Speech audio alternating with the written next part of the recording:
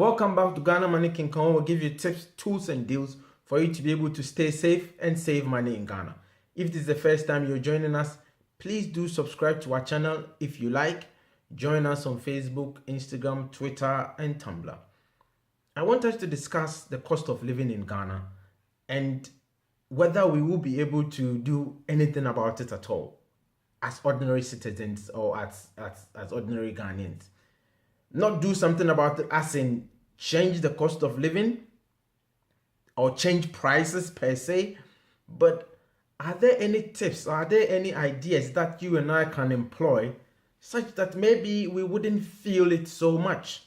And so if we can share, if we can just think about it, it could help.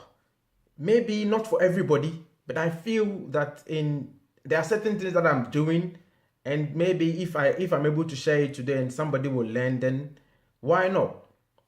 The first thing that I want us to talk about is accommodation. Where do you live?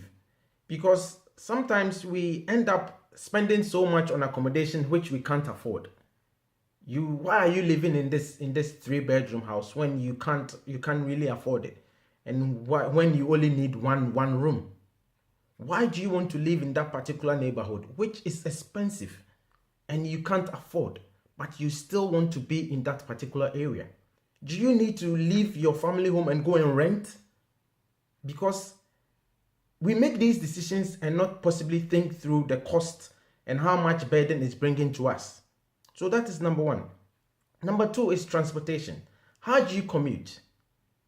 For me, I don't mind taking church to go to work, and I've done it for several years before. If you don't own a car, you don't necessarily have to force yourself to buy a car. For some people, yes, buying a car will be necessary for them to go to work and they can afford it. But why go take up a loan to buy a car, or why do you want to go and rent a car and sit in whilst you can't afford? Is it worth it? These are questions that you need to ask yourself. Maybe sometimes we don't dig deep to question ourselves or question these decisions, but just look around it. Do you really need to take a taxi when you can afford, or you can actually sit in church to go into the same particular area? So that is number two.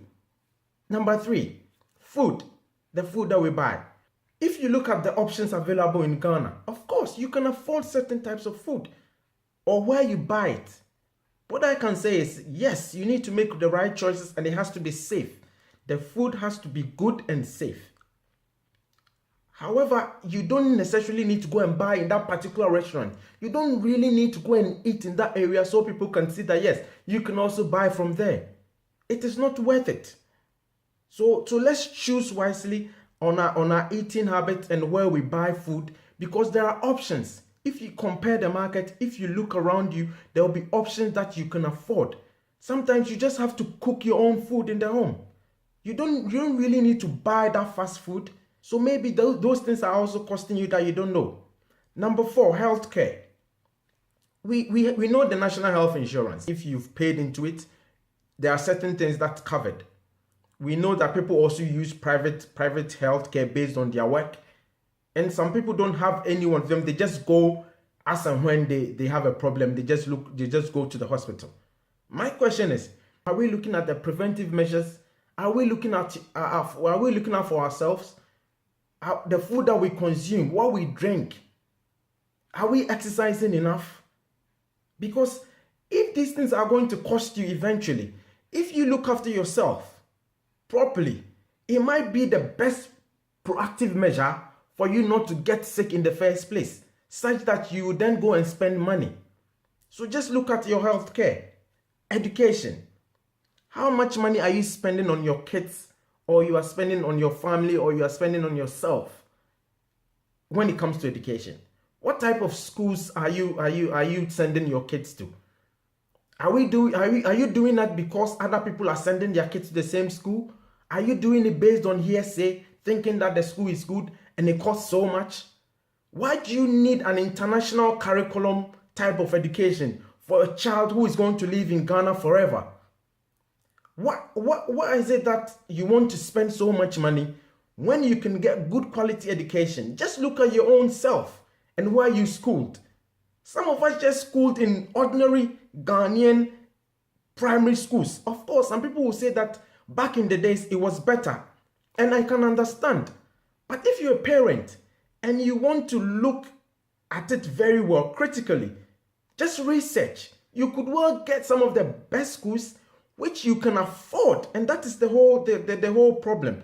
If you can afford, it doesn't matter where you send your child. I can understand.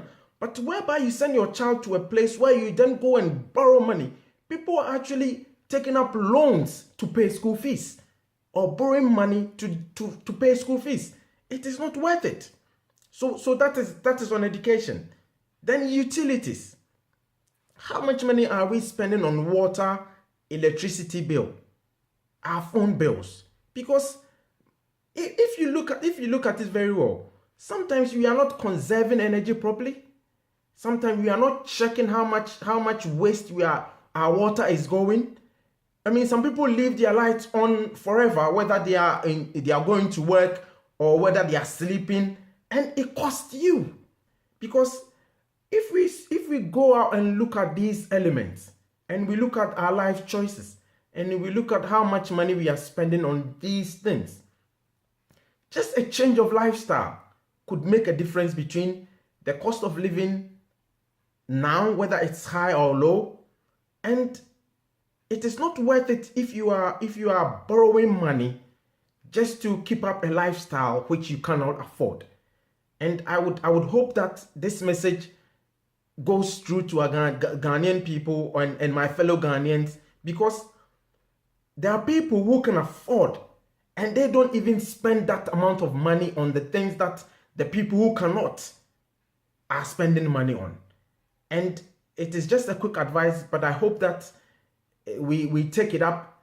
Let's just keep the conversation going. If you have any views, any comments, please don't hide. Share. If you don't agree with me, let us know, because people are watching and people would want to know what you think. Thank you for watching. Stay tuned on Ghana Money King Kong, Facebook, Instagram, Twitter, Tumblr, and let's just get the conversation going. Bye.